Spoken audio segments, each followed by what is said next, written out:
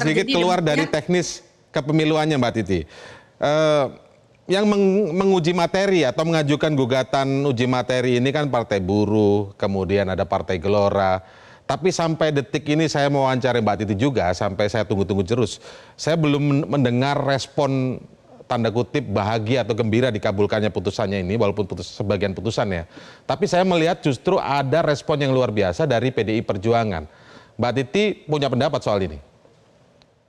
Ya, wajar PDI Perjuangan gembira karena kan dengan perolehan suara mereka di DPRD Jakarta, kalau berdasarkan data yang beredar, PDIP itu memperoleh 14 sekian persen. Jadi 14 sekian persen artinya kalau dengan persyaratan Jakarta kan di atas 7,5% ya.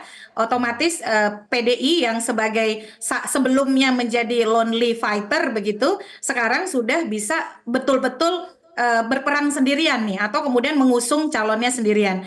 Kalau sebelumnya seolah-olah jalan itu buntu bagi PDIP karena persyaratan 20% kursi atau 25% suara sah, dengan adanya putusan ini kemudian terbuka ruang dan saluran itu. Tapi ini bukan hanya untuk PDIP. Sebagai contoh di Banten, karena saya warga Banten, Airin itu kan diusung oleh Partai Golkar. Tapi kemudian belum ada tiket yang bisa memfasilitasi pencalonan Airin. Tetapi dengan putusan Mahkamah Konstitusi ini nomor 60 tahun 2024, Partai Golkar di Banten itu bisa mengusung sendiri kader terbaiknya yang bernama Airin untuk maju di Pilkada Banten. Kalau kemudian Golkar betul-betul tadi ya ingin mempertemukan kutub konstitusi dengan kutub politik praktis yaitu tiket pencalonan di pilkada. Jadi dan termasuk juga di Jawa Barat, Mas Indra. Jawa Barat itu kemudian persyaratannya kan menjadi 6,5%. Karena Jawa Barat jumlah DPT pemilu terakhirnya di atas 12 juta.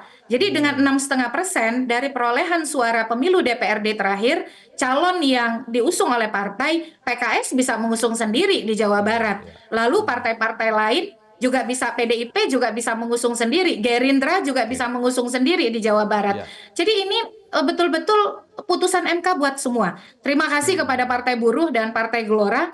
Bukan hanya Partai Buruh dan Partai Gelora yang kemudian mendapatkan insentif, tapi saya kira semua partai, semua kita warga negara Indonesia, dan juga ini meneguhkan fungsi kaderisasi partai sehingga partai tidak perlu tersandera kalau dia memperoleh persentase perolehan suara sebagaimana yang ada di dalam putusan MK nomor 60 ini. Harapannya tidak ada upaya-upaya untuk membelokkan.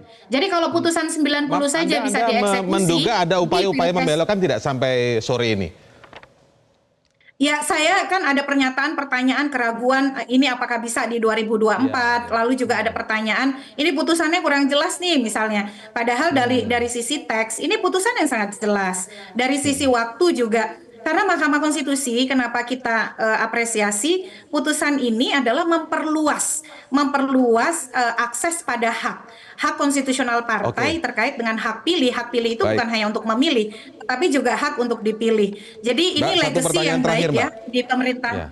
Ya. Baik, satu pertanyaan terakhir, mohon maaf saya potong dulu.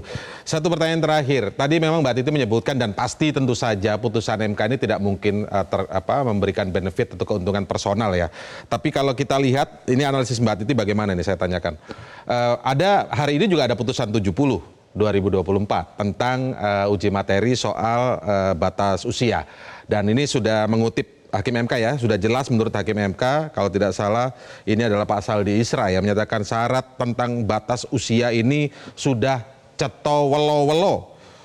Sudah sangat jelas usia 30 itu untuk pilgub adalah saat dicalonkan, bukan lagi ada tafsir lain. Kalau melihat ada putusan 60, putusan 70, ada yang bisa lolos, ada yang terganjal begitu. Bagaimana pendapat Mbak Titi soal ini?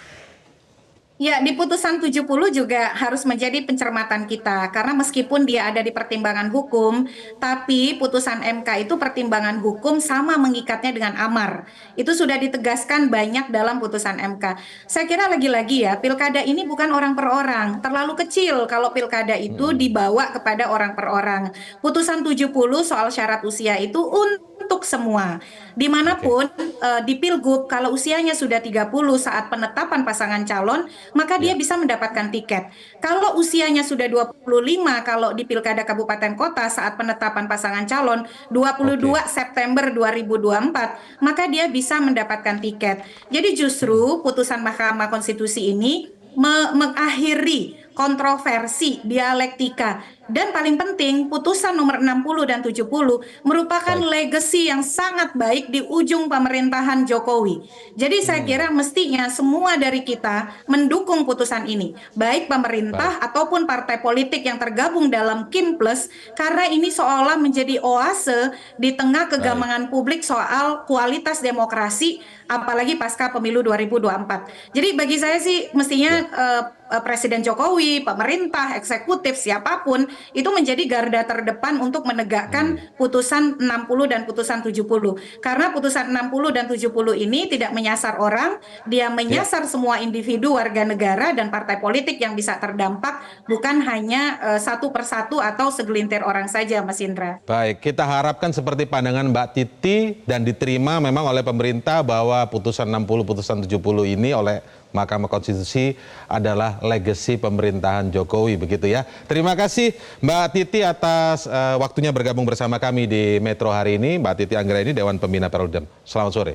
Jelajahi cara baru mendapatkan informasi. Download Metro TV Extend sekarang.